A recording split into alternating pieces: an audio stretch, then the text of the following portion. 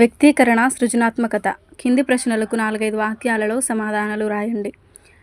మొదటి ప్రశ్న, సభాకంపం అంటే ఏమిటి? దాన్ని ఎలా పోగొట్టుకోవాలి? జవాబు: సభాకంపం అంటే సభలో మాట్లాడేటప్పుడు వచ్చే వణుకు.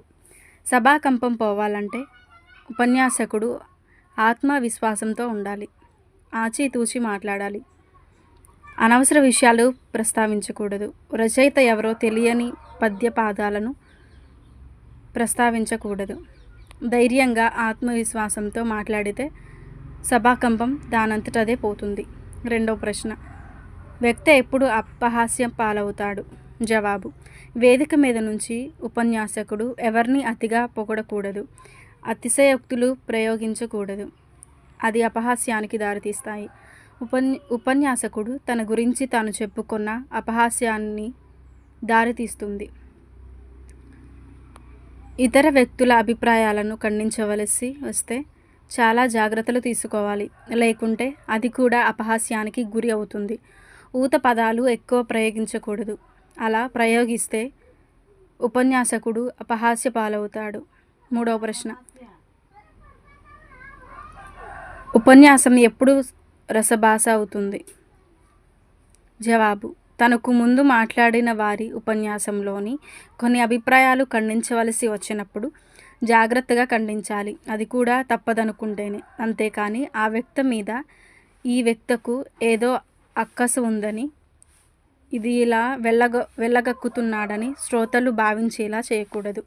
ఎందుకంటే ముందు మాట్లాడిన వ్యక్తి అభిమానులు శ్రోతలలో ఉంటే వారు రెచ్చిపోతారు, దాని వలన ఆ సభ రసాభాస కావచ్చు. నాలుగవ ప్రశ్న, వ్యాస ప్రక్రియ గురించి రాయండి.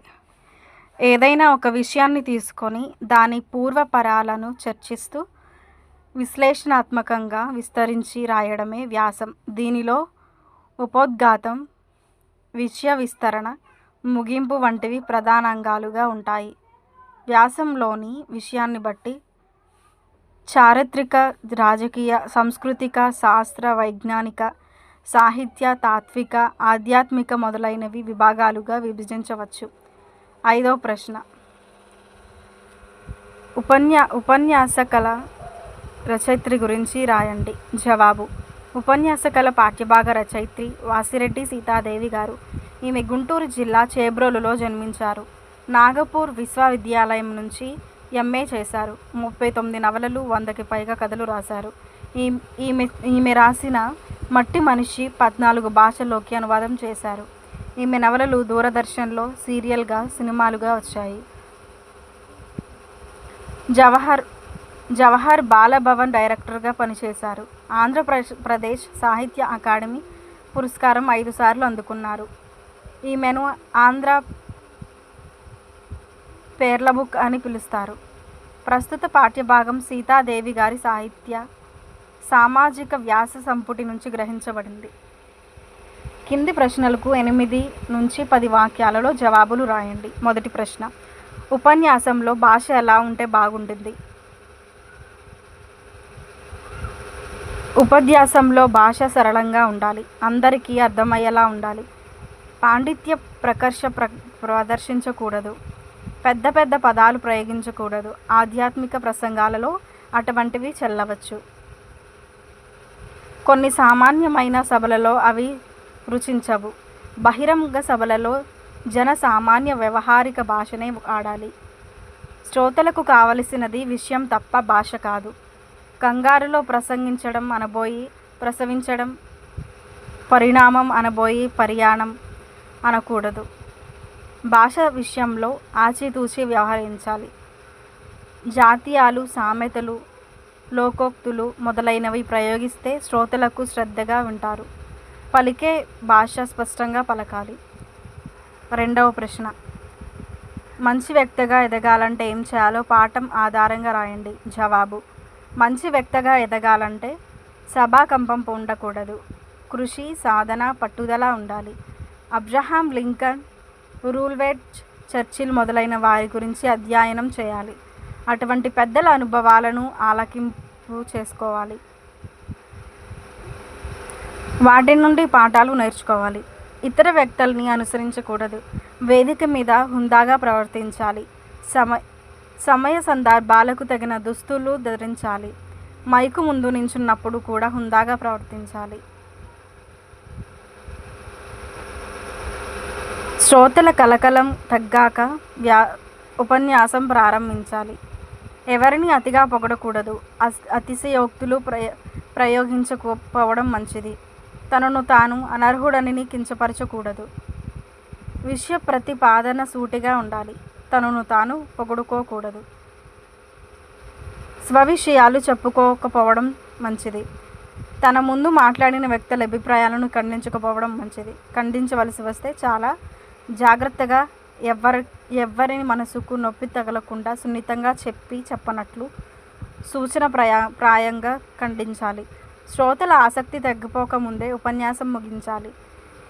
ఇంటికి వచ్చాక తన ఉపన్యాసం జరిగిన తీరును, ప్రేక్షకుల స్పందనను సమీక్షించుకోవాలి. లోపాలను సవరించుకోవాలి. 3వ ప్రశ్న. కొత్తగా ఉపన్యాసం చేసిన వ్యక్తి ఇంటికి వచ్చాక తనను తాను ప్రశ్నించుకోవాల్సిన అంశాలేమిటి? జవాబు: కొత్తగా ఉపన్యాసం చేసి వ్యక్తి ఇంటికి వచ్చాక తనను తాను ప్రశ్నించుకోవాల్సిన అంశాలు చాలా ఉన్నాయి. అవి: మొదటిది, తను వేదిక మీద ఎలా ప్రవర్తించాడో ప్రశ్నించుకోవాలి. 2, తను కూర్చున్న తీరును గురించి ప్రశ్నించుకోవాలి. 3, తన గొంతు మైకుకు సరిచేసుకున్నాడో లేదో ప్రశ్నించుకోవాలి. 4, శ్రోతల మధ్య వ్యక్తి మధ్య స్నేహపూర్వక వాతావరణం ఏర్పరచుకున్నాడో లేదో ఆలోచించుకోవాలి. 5, ముగింపు సమయం గురించి కూడా ప్రశ్నించుకోవాలి. 6, అనుకున్న అంశాలన్నీ చెప్పగలిగాడో లేదో ఆలోచించుకోవాలి. 7, విషయాలు చెప్పడం ఎందుకు మర్చిపోయాడో తర్కించుకోవాలి. 8, తన ఉపన్యాసం సాగుతుంటే శ్రోతల ప్రవర్తన గురించి కూడా ప్రశ్నించుకోవాలి. 9, ఉపన్యాసం పూర్తి కాగానే తను కూర్చున్న తీరు గురించి కూడా ప్రశ్నించుకోవాలి. 10, శ్రోతలు అపహాస్యం వ్యక్తం చేశారో లేదో ఎందుకో ప్రశ్నించుకోవాలి. 11, తను ఉపయోగించిన పదజాలం, భాష గురించి కూడా ఆలోచించుకోవాలి. భాషాంశాలు. కింది వాక్యాలలో ఎరుపు రంగులో ఉన్న పదాలకు అర్థాలు రాసి వాటిలో వాక్యాలు రాయండి. మొదటిది, కఠిన పదాలకు శబ్దకోశంలో అర్థాలు ఉంటాయి. శబ్దకోశం, నిఘంటువు. రెండవది, ఎవరిని అపహాస్యం చేయకూడదు. అపహాస్యం, వేళాకోళం. 3, తెలివికి సానపట్టు సాధనలు పుస్తకాలు. సానపట్టు, పదును పెట్టు. 4,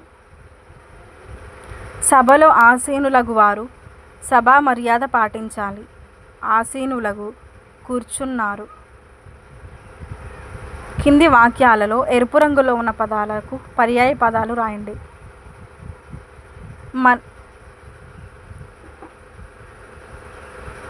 మనిషి ఉన్నవాడిని మనిషి అంటారు. మనిషి, విద్వాంసుడు, పండితుడు, బుద్ధిమంతుడు. శత్రువుల కుతుకలను ఖండించాలి. కుతుక, గొంతు, కంఠం, కందరము, గళము, గ్రీవం. వక్త మాట్లాడుతున్నప్పుడు శ్రోతలు చప్పట్లు కొడతారు. వక్త, ఉపన్యాసకుడు, ప్రవక్త, మాటగాడు, వధుడు, వాదకుడు. పెద్దలు వేదికపై ఆసీనులైనారు. వేదిక, అరుగు, జగతి, ప్రస్కందము, వేది, తిన్నె. వ్యాకరణాంశాలు. కింది పదాలను విడదీసి సంధి పేరు రాయండి. 7 ఏళ్ళు, 7 + ఏళ్ళు. మహోత్కష్ట, మహా + ఉత్కష్ట. ఎవరున్నారు, ఎవరు + అన్నారు. పొందాలనుకుంటారు, పొందాలని + అనుకుంటారు. కదిలినప్పుడు, కదిలిన + అప్పుడు. కింది పదాలను కలిపి సంధి పేరు రాయండి. ఉన్నత + ఉన్నత, ఉన్నతోన్నత.